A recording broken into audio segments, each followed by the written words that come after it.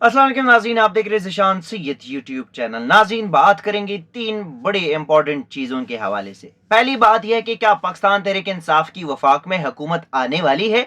क्योंकि कप्तान ने जरदारी और मौलाना के साथ इत्तेहाद की इजाज़त दे दी, बातचीत की इजाज़त दे दी। दूसरी जानिब नवाज शरीफ के बाद क्या शहबाज शरीफ के साथ भी हाथ होने वाला है। और तीसरी नंबर पे बात करेंगे कि सलमान अकरम राजा की हार जीत में बदलने वाली है। इलेक्शन कमीशन ने एवन चौधरी का जो नोटिफिकेशन जारी किया था वो असल में एक प्रैंक ही था। सबसे पहले फिर बात करेंगे पाकिस्तान तहरीक इंसाफ के चेयरमैन इमरान खान ने आज कुछ बड़े अहम और अहमियत वाले फैसले जो है वो ले लिए हैं। पीटीआई क़यादत उनके साथ उनकी मुलाकात हुई अडियाला जेल में। सबसे पहले जो फैसला किया गया, उमर अयूब खान जनरल सेक्रेटरी पाकिस्तान तहरीक इंसाफ, साबिक field marshal dictator general Ayub Khan मरहूम के पोते, पाकिस्तान मुस्लिम लीग नून से 1993 में अपनी सियासी करियर का आगाज करने वाले, उसके बाद 2000 में फिर मुशर्रफ के पास पाकिस्तान मुस्लिम लीग काफ के पास वहां से अपनी सियासी करियर का दोबारा आगाज करने वाले और फिर पाकिस्तान तहरीक इंसाफ का हिस्सा बनने वाले उमर अयूब, जो कि अभी तक रोपोश है, वो अपना कौमी असम्बली के नशिस्त हरीपुर से जीत चुके हैं। उसका नाम वजारत उज़्मा के लिए फाइनल कर दिया गया, यानी कि वजारत उज़्मा के लिए शहबाज शरीफ और उमर अयूब खान में टाकरे का मुकाबला होगा। इन दोनों में कौन वजीर आजम होगा ये वक्त ही बताएगा और इम्कान है कि 29 फरवरी को ये पता चलेगा, क्योंकि 29 फरवरी को कौमी असम्बली का इजलास बुलाया गया है। इसके साथ इमरान खान ने अपनी पार्टी लीडरशिप को कहा कि मौलाना के साथ भी बात करे, पीपल्स पार्टी के साथ भी बात करे, एएनपी के साथ भी बात करे। जो जमातें, जो एहतिजाजी जमातें हैं, जो धांधली के खिलाफ एहतिजाज कर रहे, उनके साथ बात करे। हालांकि मुस्लिम लीग नून भी एहतिजाजी जमात है, लेकिन वो हुकूमत मांग रही है, हुकूमत उनको मिलने वाली थी तो उस वजह से, लेकिन उनका भी एहतिजाज है। इस इंतखाबात पे सबका एहतिजाज है। अब जब खान ने, कप्तान ने, कैदी नंबर 804 ने अडियाला से ओके किया तो असद कैसर को ये प्रोजेक्ट जो है वो सौंपी गई और असद कैसर को कहा गया कि तमाम सियासी जमातों के साथ आप इत्तेहाद करें, उनके साथ मशावरत करें, उनके साथ बात करें, सियासी मफाहिमत का अमल जारी रखें, उसके बाद कोई हतमी फैसला करेंगे।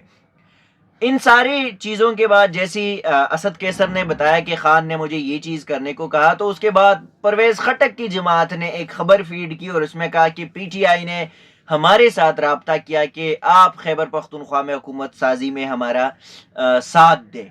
जो उसकी बैरिस्टर सैफ ने तरदीद भी की और वो खबर वैसे भी गलत थी, क्योंकि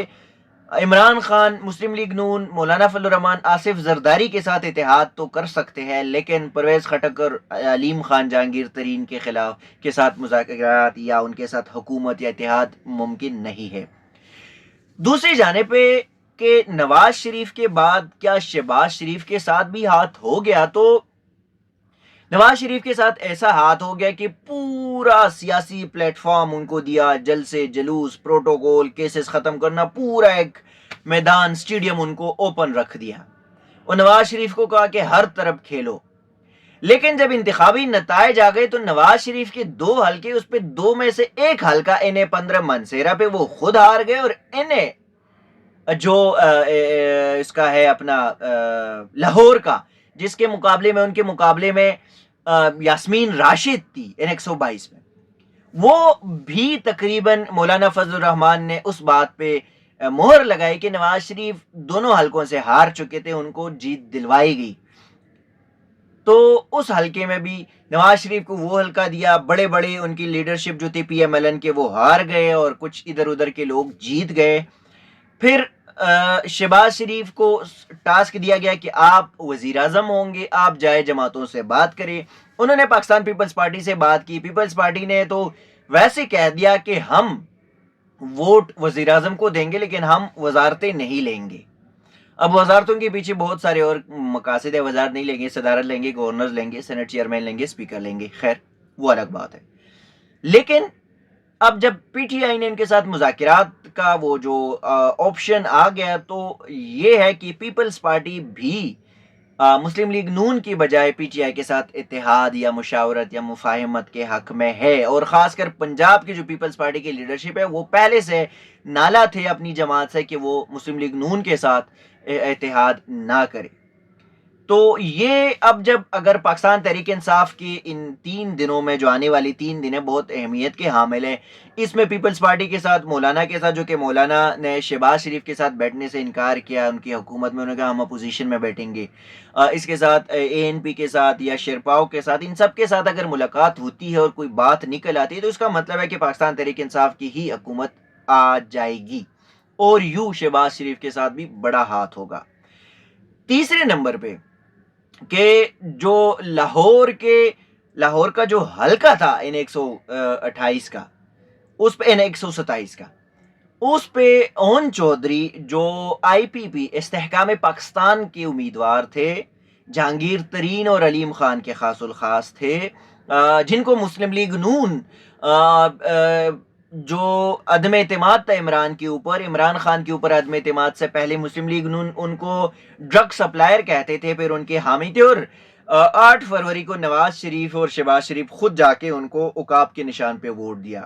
سلمان اکرم راجہ جیت رہے تھے اور پھر صبح نتائج چینج ہو گئے اور اون چودھری جیت گئے۔ سلمان اکرم راجہ نے لاہور ہائی کورٹ میں درخواست دی، وہاں سے کچھ نہ ملا، انہوں نے کہا الیکشن کمیشن جائے، الیکشن کمیشن نے پھر کیا کیا؟ الیکشن کمیشن نے ایک دفعہ ان کو سٹے دیا، پھر ان کا نوٹیفیکیشن جاری کیا۔ اب جب نوٹیفیکیشن جاری کیا 13 فروری کو، تو سلمان اکرم راجہ نے اسلام آباد ہائی کورٹ میں اس نوٹیفیکیشن کو چیلنج کیا۔ گزشتہ روز وہ چیلنج ہو گیا تھا، اس پہ نوٹسز ہو گئے، اور آج جب الیکشن کمیشن سے ان کے ڈی جی لا ارشد خان عدالت کے سامنے پیش ہو تو انہوں نے کہا کہ ہم سے غلطی ہوئی ہے، ہم وہ نوٹیفیکیشن واپس لیتے ہیں، یعنی کہ اون چودھری کی کامیابی کا جو نوٹیفیکیشن ہے وہ واپس لیتے ہیں۔ اب یہ ایک بہت بڑا ریلیف ہے کہ نوٹیفیکیشن جاری ہوا، ان کی کامیابی کا نوٹیفیکیشن وہ الیکشن کمیشن واپس لے رہے، تو اس کا مطلب ہے کہ سلمان اکرم راجہ کو یہ نشست ملنے والی ہے۔ تقریباً 80% اس کیس کے چانسز یہ ہے کہ اون چودھری کو وہ ہار جائیں گے، اور جو اوریجنل جو جیتے ہوئے امیدوار ہے سلمان اکرم راجہ وہ جیت جائیں گے۔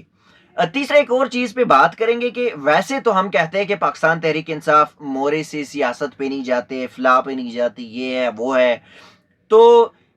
اسد کیسر جو کہ اسپیکر قومی اسمبلی رہے ہیں گزشتہ دوری حکومت میں، پھر بیچ میں روپوش بھی رہے ہیں، کچھ باہر بھی رہے، جیل بھی رہے، اسد کیسر نے انہیں کا نشست جو ہے وہ جیت لی ہے، اور وزیر اعلیٰ کے لیے اسد کیسر کا بھی ایک گروپ تھا جس میں عمران خان نے اور سارے گروپوں کو ایک سائڈ پہ کر کے علی امین گنڈاپور کو وزیر اعلیٰ نامزد کیا۔ تو اسپیکر خیبر پختونخوا اسمبلی کے لیے اسد کیسر کے جو بھائی ہے، جو سوابی سے صوبائی اسمبلی کے منتخب امیدوار ہے عاقب خان اب اسپیکر خیبر پختونخوا اسمبلی ہوں گے، تو جو موریسی سیاست ہے وہ یہاں پہ آ گیا۔ دوسری جانب میرا ایک سوال یہ ہے کہ عمران خان کا یہ سیاسی جماعتوں کے ساتھ بیٹھنا، مفاہمت کرنا، مشاورت کرنا، یہ بہترین فیصلہ ہے، لیکن چور کس کو کہیں گے؟ ڈیزل چور کس کو کہیں گے؟ منی لینڈر کس کو کہیں گے؟ اور ایک اور چیز،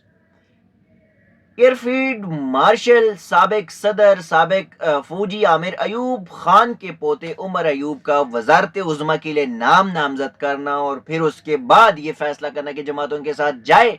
مفاہمت کرے، مشاورت کرے،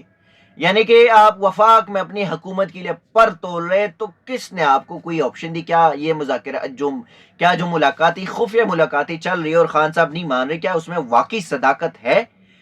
اس کا تو یہ بھی مطلب لیا جا سکتا ہے کہ خان کے ساتھ بات چل رہی ہے اور کچھ نہ کچھ حد تک بات جو ہے وہ بن بھی رہی ہے، کیونکہ 9 مئی کے جو واقعے کے بعد جو پاکستان تحریک انصاف کی جو لیڈرشپ تھی، جو روپوش تھی، جو غائب تھی، وہ لیڈرشپ اب آہستہ آہستہ باہر آ رہی ہے۔ وہی لوگ انہوں نے انتخابات جیتے، اور وہ لوگ جن کے اوپر الزام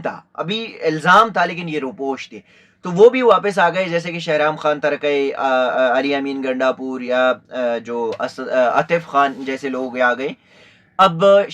عمر ایوب جو ہے وہ بھی روپوش ہے، وہ بھی امکان ہے کہ جلد باہر آئیں گے، لیکن سوال یہی ہوگا کہ کیا خان کا بیانیہ بدل چکا ہے یا حکومت میں آنے کے لیے بیانیہ کوئی اہمیت نہیں رکھتا۔ ناظرین اب تک کے لیے اتنا ہی، اسی قسم کی چیزیں آپ کے ساتھ شیئر کریں گے، تب تک کے لیے دیجیے گا اجازت، اللہ حافظ۔